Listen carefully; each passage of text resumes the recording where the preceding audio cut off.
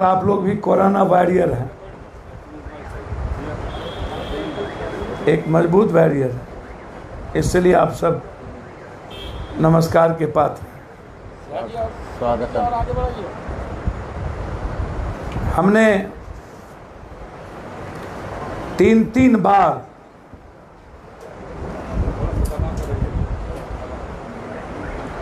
कोशिश किया बिहार के हर गांव जाने का। 476 गांव, 107 पंचायत, लगभग 31 जिला कोरोना वायरस के लॉकडाउन 1 के बाद अभी तक हम गए हैं। 3 बार हमारा सर्वे भी हुआ, इंटरनल सर्वे और कुछ सोशल मीडिया और कुछ बड़ी के साथ चैनलों का भी सर्वे बिहार के हालात पर और परिस्थितियों पर। मैं समझता हूं उस सर्वे के बाद हमारी कोर कमेटी की बैठक हुई। उस सर्वे के बाद एक दिन पूर्व हम लोग की कोर कमेटी की बैठक हुई।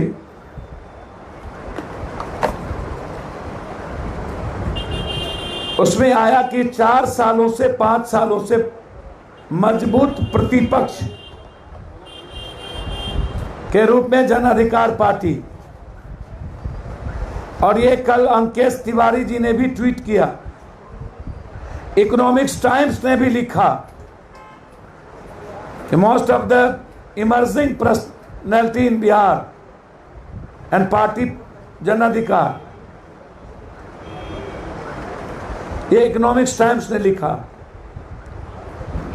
अंकेश तिवारी ने कल ट्वीट किया कि महागठबंधन यदि पप्पू यादव को उम्मीदवार बनाती है तो 100% बिहार जीतेंगे। कोर कमेटी ने निर्णय लिया है कि जो 30 साल लगातार जो पार्टी और खास तौर पर सुशासन बाबू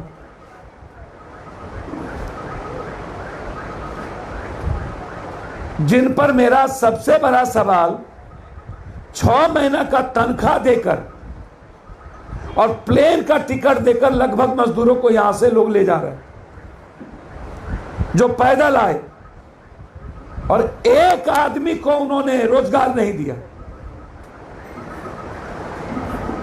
एक आदमी को। लगातार चुनाव का नंगा खेल खेलती रही यह सरकार। प्राइवेट टीचर हो या कलाकार, राजस्थान के तरह मनरेगा का, राजस्थान में प्राइवेट टीचरों को मनरेगा की में काम दे दिया गया, लेकिन बिहार सरकार ने प्राइवेट टीचर या ऐसी संस्था को एक भी बेनिफिट नहीं पहुंचाई। इस सरकार के खिलाफ 100% आक्रोश है इस बिहार की जनता के भीतर। यह सरकार को बदलना चाहती है,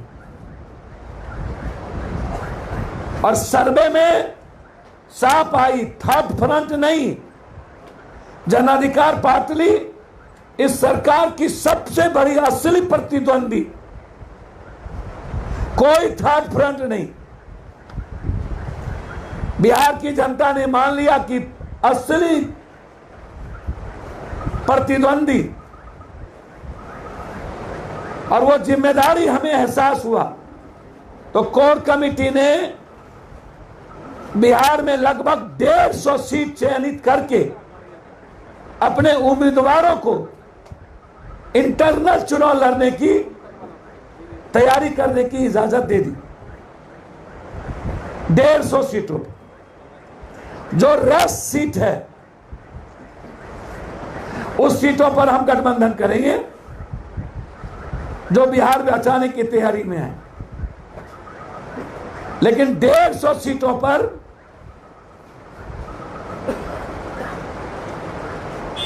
लगभग 40 लाख सदस्यता हमारी बन के आ गई। बूथ कमेटी लगभग 40 विधानसभा पर कंप्लीट हो गई। पटना जिले के सभी विधानसभा पर चुनाव लड़ेंगे। पटना जिले, नगर, महानगर, खास तौर पे सभी। पटना की जनता 40 सालों के बीजेपी के सुशासन से तबाह हो चुकी, नर्क में जी रही। दोनों एमपी बीजेपी, लगातार 30 सालों से नगर मंत्री वही लोग, मेयर वही लोग, नगर पालिका वही लोग। हमारी लड़ाई पटना के सभी सीटों पर बीजेपी और 15 साल पूर्व की सरकार से आर पार होगी। कंप्लीट आर पार, कंप्लीट। और कोई कंप्रोमाइज इस सीट पर नहीं होगा। पटना के सीटों पर, पटना को हम नंबर 1 देश का, एशिया का नंबर 1 पटना देखे बनाएंगे। दुनिया देखने आएगी पटना में। और 3 साल के अंदर, 30 साल बनाम 3 साल, 30 साल बनाम 3 साल। और नीतीश कुमार जी को 5 साल के सुशासन के लिए चुनौती देंगे। गांधी मैदान में श्वेत पत्र जारी करे और जनता के बीच में चुनौती कबूल करे। 15 साल बनाम 15 साल नहीं, इस 15 साल का 5 साल की चुनौती नीतीश कुमार। अपराध पे, बलात्कार पे, रेपिस्ट बिहार बनाने पे, मर्डर बिहार बनाने पे। अंत में 2 सवाल। जन अधिकार पार्टी 80% यूथ को देगी और किसी अपराधी माफियाओं को टिकट नहीं देगी। सत्ता बदौलत सत्ता में जाना चाहती है और हम जनता के बदौलत जाना चाहते। बिहार को दोनों 56, 76 और 47 से बर्बाद करना चाहता है। इसीलिए जन अधिकार पार्टी 80 से 85% 45 साल के उम्र से नीचे लोगों को टिकट और 15% 45 से 60 के बीच के लोगों को टिकट। कोई कंप्रोमाइज नहीं।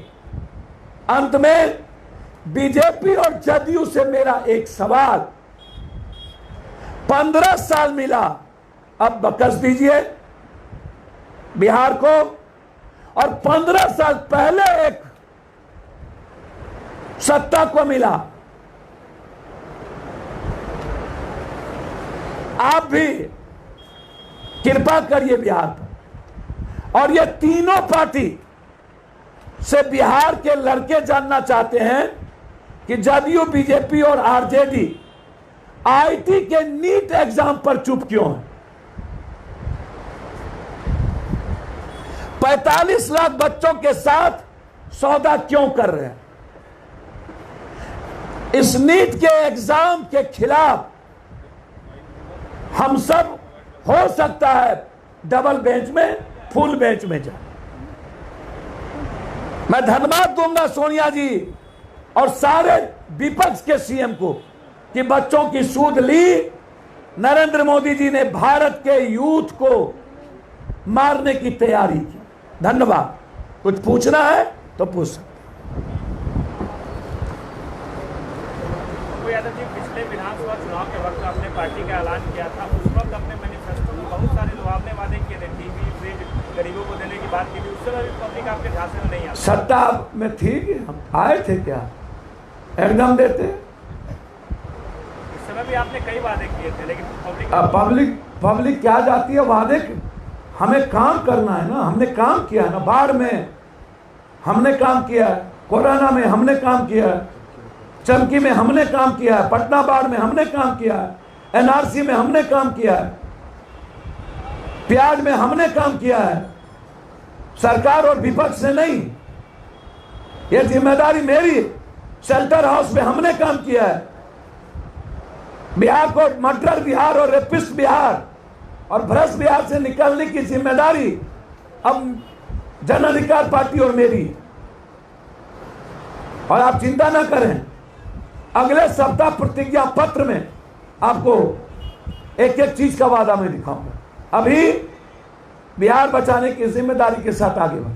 ये 150 सीटें कौन सी होंगी, इसका ऐलान कब तक होगा? ये सितंबर फर्स्ट वीक के बाद आपका इसका ऐलान कैंडिडेट के साथ हो जाए। और जो सीटों पर आप गठबंधन करने की बात कर रहे हैं, किन लोगों के साथ होगा गठबंधन? लाइक माइंडेड, जो 30 साल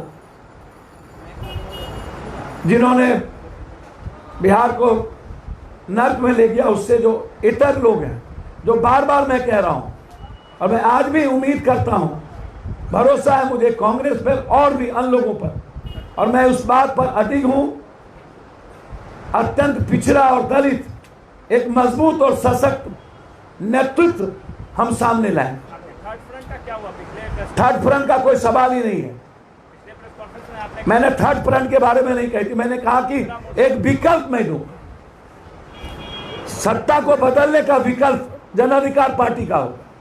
थर्ड फ्रंट की बात मैंने कभी नहीं कही, एक मजबूत विकल्प की बात कही। ओवैसी की पार्टी अगर आना चाहेगी आप लोगों के साथ तो स्वागत होगा। सर, गर्द की सवाल मत करिए, बिहार और बिहारी सवाल है। अभी ऐसा कोई सवाल हमारे सामने नहीं है जो विकास और बिहार से अलग बात हो। बापू जी, तेज प्रताप के ऊपर रांची में थाना में मामला दर्ज हो गया। अब वो क्या करते हैं वो जाने, उस पर मेरा सत्ता पक्ष के लिए लॉकडाउन नहीं है, अब विपक्ष के लिए और आम जनता को दबाने के लिए लॉकडाउन और कोरोना वायरस हो जाता है। ऐसे चीजों में राजनीति नहीं करना चाहिए। सर 15 साल जो सरकार की आप भी तो सांसद आप थे, उसमें सरकार आपकी चल रही थी। मेरी सरकार कभी नहीं थी और हम सरकार में कभी नहीं थे। हम इंडिपेंडेंट 4 बार एमपी रहे और हमेशा वैचारिक लालू, जब हम लालू यादव के साथ थे तो लालू यादव जी बहुत क्लियर समझ लीजिए कि सत्ता में नहीं थे, केंद्र में थे। दलितों को लेकर राजनीति हो रही है, मांझी जी दलित पर सिर्फ पप्पू यादव का सवाल है और दलित नेतृत्व और अत्यंत पिछड़ा नेतृत्व, मैं बार बार कह रहा हूं, अभी भी मैं उस बात पर कायम हूं। चिराग जी के सवाल पर, मीरा कुमार के सवाल पर, मांझी के सवाल पर एक होना चाहिए, अपनी महत्वाकांक्षा त्यागनी चाहिए बिहार के हित में ही लोग। अब कब जाएंगे, क्या जाएंगे, वो उनसे पूछिए। संबुक बाद उनको याद नहीं, अभी नहीं गए, हम अंतिम प्रयास करेंगे। सीएम बनने का रास्ता आपका निकलेगा कैसा? 150 सीटों पर चुनाव लड़ जाएंगे, 124 पे बहुमत है, तो आपको क्या लगेगा आप सभी सीटों पर जीत जाएंगे? 124 ला पाएंगे आप? भैया, इसमें सीएम बनने का सपना मैंने तो अभी देखा नहीं और आपको कहा नहीं। मैं तो कह रहा हूं कि मैं मजबूत गठबंधन, जो सत्ता के खिलाफ रियल गठबंधन होगा, वो कोई तीसरा फ्रंट नहीं होगा। लेकिन 150 तो आप ही ले लीजिएगा। सर, मैं बहुत क्लियर है कि 150 सीटों पर हमारी तैयारी हो चुकी है। कैंडिडेट को हमने कह दिया है तैयार होने के लिए, चुनाव लड़ने की तैयारी में बहुत क्लियर है। 40 सीटों पर हमारी पूरा का पूरा बूथ कमेटी तक बनके तैयार हो गई। 2 सप्ताह के अंदर 100 सीट हम क्रॉस करेंगे। जब गठबंधन बिहार बचाने के लिए आएगा तो उसके साथ आगे बढ़ेंगे। अकेले बिहार को बचा लीजिएगा आप। सर, बिहार की जनता के द्वारा बचाएंगे, चिंता मत करिए। महिलाओं के लिए कितनी सीटें आपने रखी है? निश्चित रूप से 30% जी, 85। कोई अपराधी माफिया कोई नहीं होगा, एक भी नहीं। में कैसे आप चीज करिएगा? सर, चूज हो जाएगा, आप चिंता मत करिए। 85 30 115 हो गए सर। 85 में महिलाएं भी शामिल हैं। महिलाएं तो नहीं होती है क्या? अब उनको गणित पढ़ने दीजिए, नया में अब क्या बता बोलेंगे तो उसको लगेगा, इसलिए नहीं बता।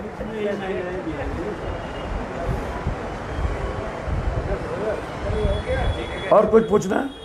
धन्यवाद मालिक, आप लोग